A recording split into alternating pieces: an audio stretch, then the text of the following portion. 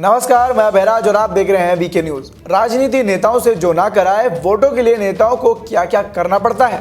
जिस गरीब के मुंह तक देखना नहीं पसंद करते, उनके घर पर खाना खाना पड़ता है, उनके घर का पानी पीना पड़ता है। एसी से बिना ना रहने वाले लोगों को धूप में चलना पड़ता है, खेतों में काम भी करना पड़ता है। इतनी नौटंकी करने के बाद भी कभी कभी जनता नेताओं को नकार देती है। वजह साफ है कि जनता अब पहले जैसी मूर्ख नहीं रही है। वो नतीजे मांगती है, उसे समझ आता है कि कौन उसे छल रहा है और कौन उसका इस्तेमाल कर रहा है। पहले नेता वादे कर देते हैं, कागज में योजनाएं बना देते हैं, पत्थर लगाकर उनका उद्घाटन भी कर देते हैं, और अगली बार जब वोट मांगने आते हैं तो फिर वही योजना का नाम बताते हैं और बदल कर बताते हैं, और फिर एक नया पत्थर लगाकर फिर उसका उद्घाटन कर देते हैं। गरीबी हटाओ का नारा चुनाव में लगता है और गरीब होता जाता है। लेकिन अब जनता हिसाब मांगती है, और जो इसके हिसाब में फिट बैठता है उसे वो वोट देकर सत्ता सौंप देती है। 4 राज्यों के साथ एक केंद्र शासित प्रदेश में चुनाव की तारीख का ऐलान हो गया है, और इसलिए नेता अब गली गली निकल पड़े हैं। वो भी मंदिरों, मठों और मजरों पर जाने लगे हैं। जो शायद ही कभी मुख से भगवान का नाम लेते हो, अब उनके लिए जनता भगवान हो गई है। राहुल गांधी दक्षिण भारत के दौरे पर हैं और प्रियंका गांधी ने असम में रैली की। इस दौरान प्रियंका गांधी ने वो सब किया जो एक नेता को करना चाहिए। चाय के बागानों में जाकर चाय की पत्तियां तोड़ी, घर में बच्चों को खिलाया और रैली को संबोधित भी किया। यहाँ उन्होंने जनता को 5 गारंटी दी और कहा कि कांग्रेस सत्ता में आते ही ये 5 गारंटी के साथ 5 चीजें असम की जनता को मिलेंगी। वादा करने का प्रियंका का स्टाइल वही था जिस अंदाज में मध्य प्रदेश में राहुल गांधी ने 10 दिन में किसानों का कर्ज माफ करने की गारंटी दी थी। लेकिन ये क्या प्रियंका दीदी जो जनता को गारंटी दे रही थी वो उन्हें खुद नहीं पता था। वो तो कागज में लिख कर लाई थी और मौके पर चौथी गारंटी भूल भी गई। फिर क्या हुआ आप भी देख लीजिए।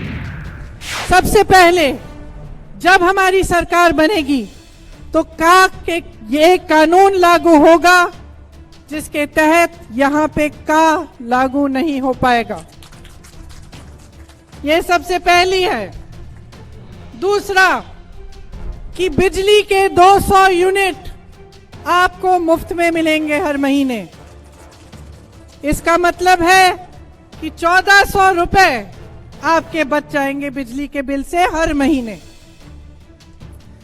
तीसरा गारंटी कि जो मेरी बहनें घर संभालती हैं, अपनी मेहनत से अपने पूरे परिवार की परवरिश करते हैं, बच्चों की परवरिश करते हैं और सबका देखभाल करती हैं, जिनको आज तक पूरी तरह से सम्मान नहीं मिला, उन बहनों को 2000 रुपए हर महीने गृहिणी सम्मान के तौर पर मिलेगा। चौथा गारंटी ये है कि देखने दीजिए। चौथा गारंटी ये है कि देखने दीजिए।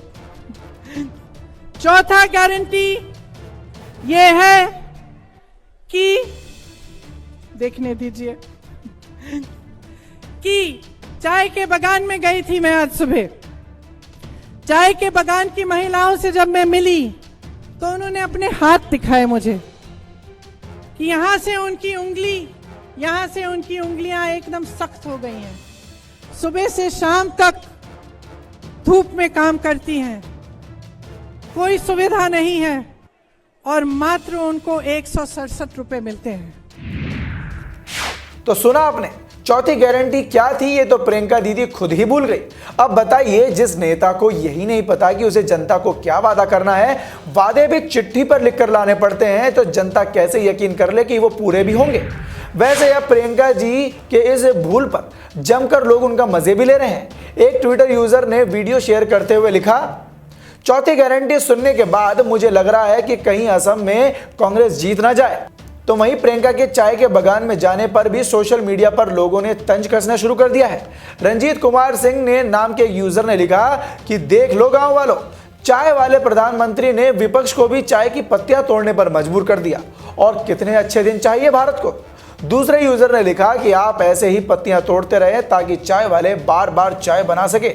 इसी के साथ एक और यूजर ने ट्वीट किया और कहा कि राजनीति क्या क्या ना करवाएगी पिंकी से, फर्जी राजनीति। वहीं दिनेश शुक्ला नाम के यूजर ने लिखा कि अगर देश के लिए कुछ किया होता तो इतनी नौटंकी की जरूरत नहीं पड़ती। वोट के लिए कुछ भी करेंगे भाई बहनिया, नगरी नगरी द्वारे द्वारे ढूंढ रहे वोटरिया। खैर, प्रियंका जी और राहुल जी खूब मेहनत कर रहे हैं, पसीना भी बहा रहे हैं। देखना होगा कि जनता वोटों के तौर पर उन पर अपना प्यार बरसाती है या नहीं। एक चुनावी सभा को संबोधित करते हुए प्रियंका ने कहा कि कांग्रेस अगर असम में सत्ता आई तो फिर संशोधित नागरिकता कानून को निरस्त करने के लिए नया कानून लेकर आएगी। वैसे इस खबर पर आपकी क्या राय है, हमें कमेंट सेक्शन में कमेंट कर जरूर बताएं और देखते रहें वीके न्यूज। धन्यवाद।